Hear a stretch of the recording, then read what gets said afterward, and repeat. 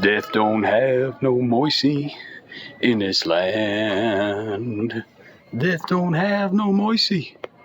Reverend Gary Davis, his Gibson. We're at Phoenix's MiM. First off, look at this tile, this stone on this building. Is that limestone? It's stunning. So really excellent design right off the bat. I got all the kids with me, so this isn't going to be like an epic YouTuber. You know, I don't do that kind of stuff, guys. I play guitar and make tutorials, but I'll try to have fun with this video, and we'll check out the MiM. I've been once before. It's actually incredible. It's really inspiring. All the old indigenous instruments. It's just like, let me face the camera towards me and tell you. What's inspiring about this museum is just, if there's a will, there's a way. It's just like people all over the world. I don't know how many different countries they have represented, over 200, I think. And how everyone everywhere creates musical instruments out of whatever they have. Whether it's, you know, wood or trash or animal skins. And people want to make noise, you know? It's in our DNA. So let's do it. Say hey, Lou. Yeah, there he is. Stradivarius exhibit. Look at that. We're at check-in. It's always exciting. We got some Taj Mahal going on here. Queen Bee and the boys already jamming. So they give you headphones, and every time you walk by a display, obviously you hear the instruments being played. I forget how many countries they have represented. Something insane. I wish you guys could hear it, because this guy is killing it on this thing. Look at that finger picking. Pretty good form. Pretty good angle of the thumb. Oh, see, he's brushing with the fingernail and going in. Using the middle a little bit. Look at this technique. Oh, and there she is. The legend herself. I would totally shred this thing if they let me play it right now. But over here, these are my favorite. I can hear it, yeah. These mustache bridges, these old French ones. So cool. I would love one of these. Who's going to make a nice Mike's Music Method contribution for an old French mustachio guitar? Check out this mandolinetto. It's like more like a ukulele looking thing, but you got the doubled up strings. Pretty cool idea. I don't think I've ever seen one of those. Here we go. So many of you probably don't know that last year I became obsessed with Washington Phillips, early turn of the century gospel singer, and he would play a zither. Certainly not this pretty. He would like make his own and tune them in his own way. But how cool. It's kind of like a harp, but not really. You clearly, I mean, I suppose you could fret the one part on the left with a slide, but usually it's just all open strings and tuning it, you know, how you would tune it like a harp. Okay, boy, this is complicated with this kid on me. Say hi. You got your hands stuck. This place works is you got Africa down there. That's the whole Asia Hall. Let's walk into Europe and see what we got. But you can see it's overwhelming. They've got all the countries represented with the different instruments. And I won't bore you walking through all of them because you'll have to come one day. But I'll show you the cool folk stuff if they've got it. Look at this beauty from Denmark. Dang. Look at these Croatian beauties. How cool. Check out the headstock on this one.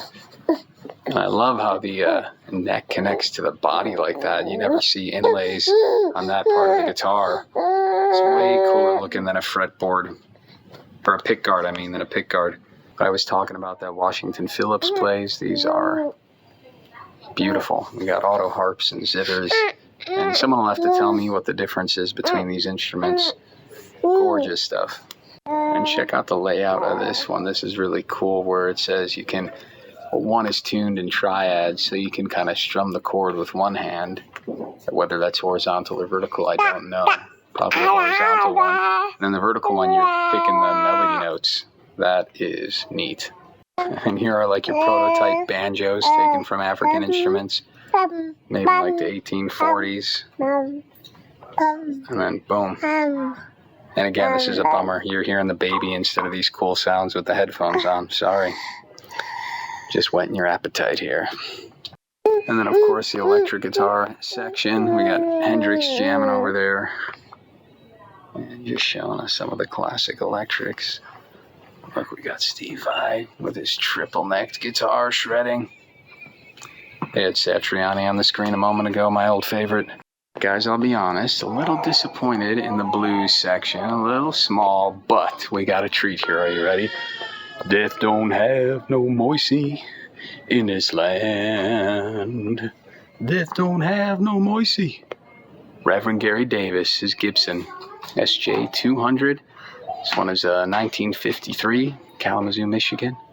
Guitar was owned and played by Reverend Gary Davis, a legendary artist who integrated ragtime, jazz, folk, and gospel into his blues. That's pretty cool. Dang. A little too big of a body for me, but love the red color. Real neat pickguard, huh? So cool. I'd love to play this thing. Look at that. And I'm not an electric blues guy, but for you Stevie Ray Vaughan nerds, there's an early model of his, and then worn on stage by the man himself and his stinky boots. They may not let me touch them, but I can smell them. Oh yeah, oh yeah. Here we go, this is kind of cool. This is a big old Martin section. Talks about their craftsmanship and, you know, classic D45 Dreadnought here. Yeah. Tom, if you're watching, you got a better collection than this, don't you? Come on, they could have some nicer ones here. Got some cool stuff here. It says number 1 of 200 of Cash's personal collection. D42. I like Johnny Cash suit. I can't say I'm in love with this guitar. I guess this one's even cooler though. Check this out. Played in his home, it says. So rad. Old Martin. Talking about parlor, this thing is tiny. This thing's cool. I guess Aston Barrett of the Wailers. Play with Bob Marley. Check out this bass. It's rad.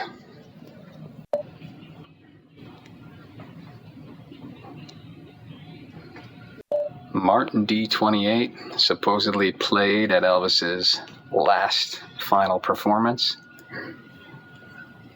This thing does not look like it got much love. Better maybe just refurbished real well because the pickguard is a little wonky. Now, this is what I think of as the Elvis guitar. Big old Gibson J200. Elvis used this guitar while filming his 1968 NBC television special Elvis. On the Ohio State campus across what they call the horseshoe. He was on one side and I was the other, and we were going back and forth. Oh! Yeah, it really echoed. Look at that handsome man. Reminds me of my buddy Aaron. They look identical, it's ridiculous. Oh yeah, I know some of you guys are Earl Scruggs nuts. Claims he owned this one, was in his possession for like 50 years. RB Granada banjo, made in 1928. Owned and played by Scruggs for more than 50 years. This rare 5-string banjo. What's rare about this 5-string banjo? Aren't there plenty of 5-string banjos? Is it rare because Scruggs owned it? Doesn't tell me. Doesn't look rare to me. Oh yeah, country roads take me home to the place. This thing is cool. This old Gibson L37, John Denver's. He composed this old guitar in 1974 after he was reunited with his guitar. Cool looking archtop, huh? Why don't I imagine John Denver playing a guitar like this? But there you have it. Here we go. Here's a June Carter Cash auto harp. Pretty. A little flower. How cute. I'd actually love to play this one. This sounds fun. Ooh, look at this trippy Beatles one. We all live in a yellow submarine, don't we? After all. There's a family jamming. Let's hear it, Rose. Sing us something. Tell us about how hard your life is. Are you a blues man?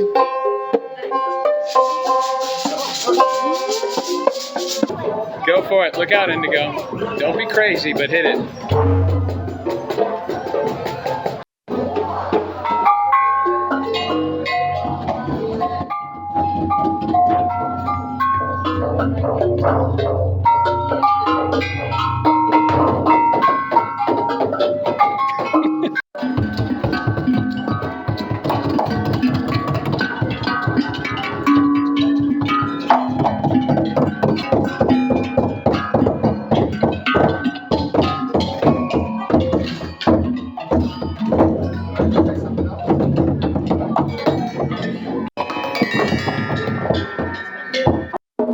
Let's hear it, Lou.